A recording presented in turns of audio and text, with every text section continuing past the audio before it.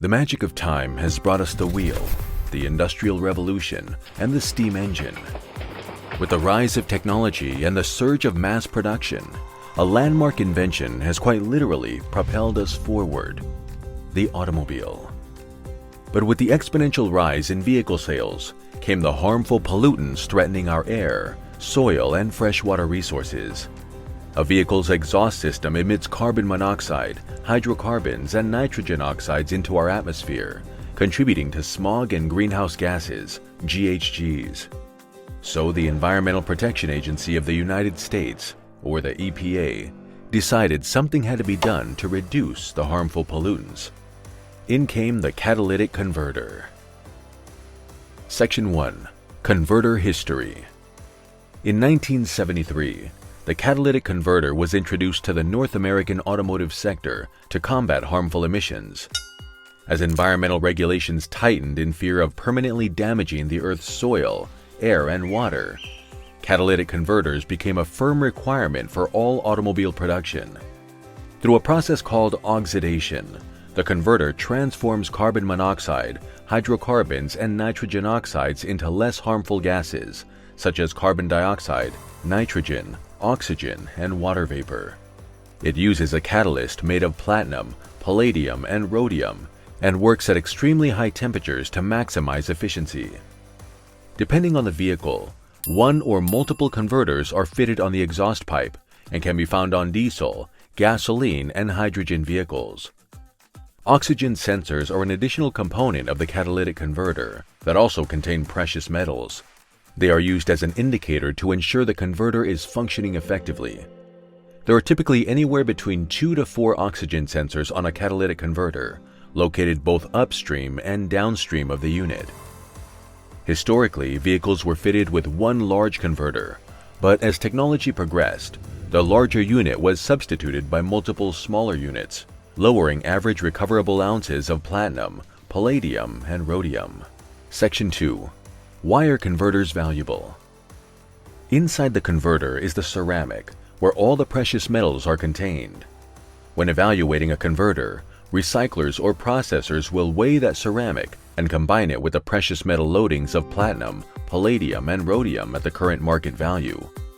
Platinum, palladium, and rhodium are essential metals to the global supply chain, as they're crucial to the production of jewelry, electronics, glass manufacturing, pharmaceuticals, and more. With the demand for these platinum group metals, PGMs, rising steadily and exponentially over the years, they continue to be extremely valuable metals. With the green transition, hydrogen fuel cells, solar power, and more ecologically friendly solutions emerging, the demand for these metals will just skyrocket. That's the reason why converters are valuable, because of the metals they contain. So does that mean that every converter has the same amount of platinum, palladium, and rhodium loaded in its core? Does that mean that every converter unit is worth the same? Every converter, even identical units, will contain a different concentration of precious metals. Let's explore why that's the case. Factors that will impact a converter's precious metal concentration include country emission policies, a vehicle's wear and tear, and converter dismantling. Country emission policies. The stricter the regulations on emissions, the higher the required metal loadings in a converter. It's important to note here that emission laws are changing and getting stricter and stricter. California, the state with the highest emission laws, has its own regulations for light-duty vehicles and trucks. More than 16 other American states have adopted the Californian emission standards. The remaining states follow the EPA's Tier 3 rules, implemented in 2017. So as emission standards get tougher and more stringent, and states start adopting more unified standards, we will be seeing less and less discrepancies in the PGM content loaded in converters during manufacturing. But since the average lifespan of a vehicle is around 12 years, we will only start to see these changes in precious metal loadings in 2030. Now back to more factors that affect the PGM content in a recycled converter. Vehicle general wear and tear. Lack of car and engine maintenance and mileage will affect the concentration of PGMs in the converter. If the vehicle was in an accident, or if the converter was hit or cut in any way, this will result in ceramic loss and low PGM content. Converter dismantling. When the converter was dismantled, if it was torn, ripped, or improperly removed from the vehicle, this can result in ceramic loss and decrease the PGM content in the converter. Which brings us to the beginning of the recycling process of end-of-life converters. Where do these scrap converters come from? Who acquires them and recycles them? And most importantly, how do converter recyclers go from buying units to getting paid for their precious metal ounces? Section 3. Acquiring converters. An end-of-life vehicle ends up at a scrapyard or automotive recycler for dismantling, where metals are further recycled and auto parts that are still functional are resold as second-hand parts. The catalytic converter can also be removed before a vehicle's end of functional life. Additionally, the vehicle's cores are stripped prior to end-of-life recycling to be sold to other buyers and scrap metal recyclers. For the automotive recycler, converters are a byproduct of their end-of-life vehicle purchases, whereas a scrap metal recycler buys individual units at their scale. Sometimes a business will collect converters using both methods. Converters purchased on a per-unit basis are typically evaluated by grading categories and/or serial number. Both methods of evaluation can drastically differ according to the buyer, as they do not all share the same pricing information and do not always have access to accurate evaluation tools. Although serial number evaluation is typically closer to true unit value, assuming the buyer has accurate pricing information, it is not always accessible. Recycled converters are by nature older, and corrosion sometimes makes serial number identification impossible by the time the unit enters the recycling stream. Depending on the volume of converters collected, recyclers will either sell to other buyers for a per-unit price or deal directly with a company that can offer payment based on combined ceramic weight and precious metal loadings at current market price, like a toll refiner. This means receiving true material value through laboratory analysis. This is where the converter enters the recycling process.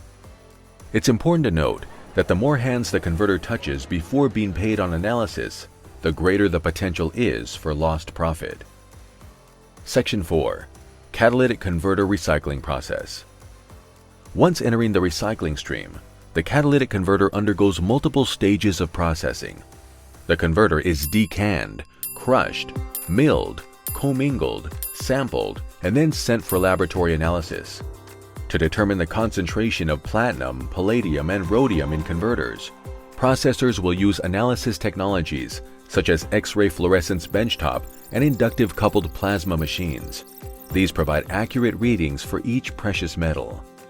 Historically, converter suppliers would need a minimum of 2,000 pounds of ceramic to work with a company that could provide payment based on laboratory analysis and access their material's true value. In present times, PMR has developed specialized machinery that allows suppliers producing a minimum of 200 pounds of ceramic to deal direct and receive true material appraisal. Once the laboratory analysis is complete, the catalyst then moves to the smelting stage, which involves an arc furnace that heats and melts the ceramic to begin the extraction process of the precious metals. The metals that are separated from the ceramic are again reduced to undergo chemical leaching and separation to further concentrate the material into what is known as a metal sponge or its pure elemental state. The duration from decanning the converters to producing a sponge is around 150 days.